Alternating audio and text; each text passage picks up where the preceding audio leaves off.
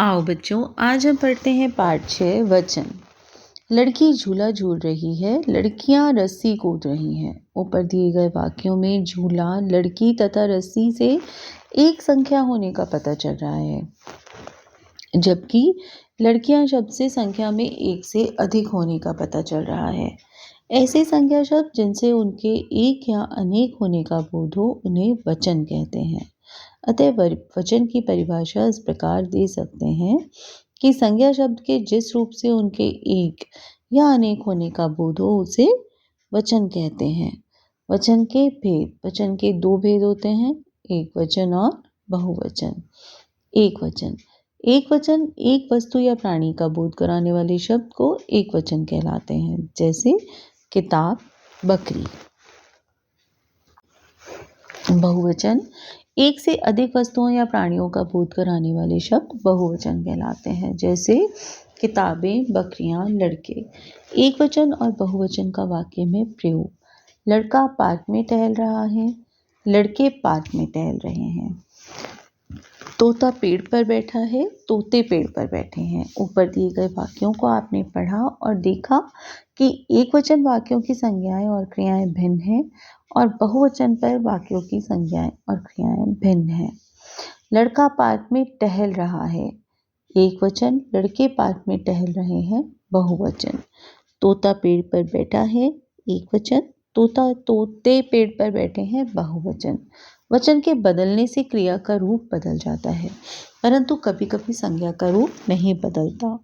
जैसे विद्यार्थी चित्र बना रहा है, विद्यार्थी चित्र बना रहे हैं। वचन संबंधी कुछ जानने योग्य बातें।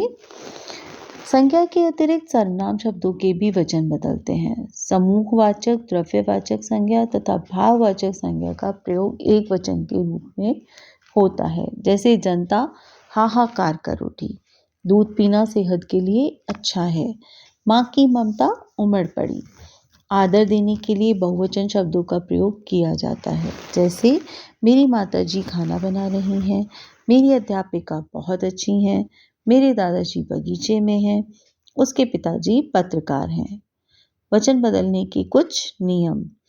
पुल्लिंग शब्दों के अंत में आए आ को ए में बदलकर बहुवचन बनाते हैं, जैसे बच्चा, बच्चे, बेटा, बेटे, पेड़ा, पेड़े, घंटा, घंटे, हीरा, हीरे, कपड़ा, कपड़े, लड़का, लड़के, करेला, करेले, तकिया, तकिए, पहिया, पहिए, पपीता, पपीते, बस्ता, बस्ते।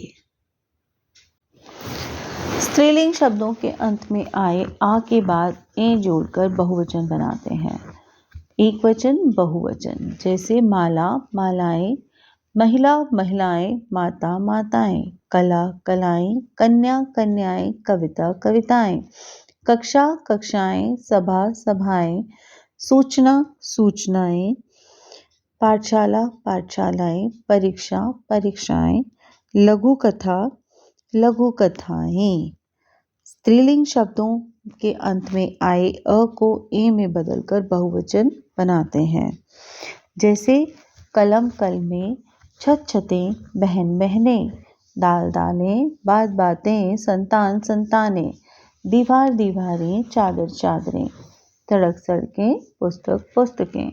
स्त्रीलिंग शब्दों के अंत में आए ई या ई को इया में बदलकर बहुवचन बनाते हैं, जैसे तिथि, तिथियां, दवाई, दवाइयाँ, मिठाई, मिठाइयाँ, रीति, रीतियाँ, मक्खी, मक्खियाँ, सखी, सखियाँ, तितली, तितलियाँ, झाड़ी, झाड़ियाँ, नारी, नारियाँ, सब्जी, सब्जियाँ, गाड़ी, गाड़ियाँ, साड़ी, साड़ियाँ, पहाड़ी, पहाड़ियाँ, लकड़ी, लकड़ियाँ, नदी, नदियाँ।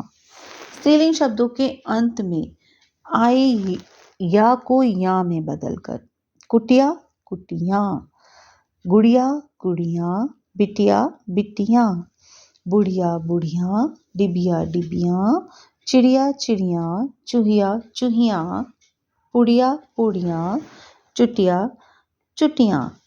अंत में आए ऊ, ओ, आ और अ के साथ ओ लगाकर बड़ा ऊ को ऊ में बदलकर, छोटे ऊ में बदलकर, जैसे माला मालाओं, माता माताओं, भ्राता भ्राताओं।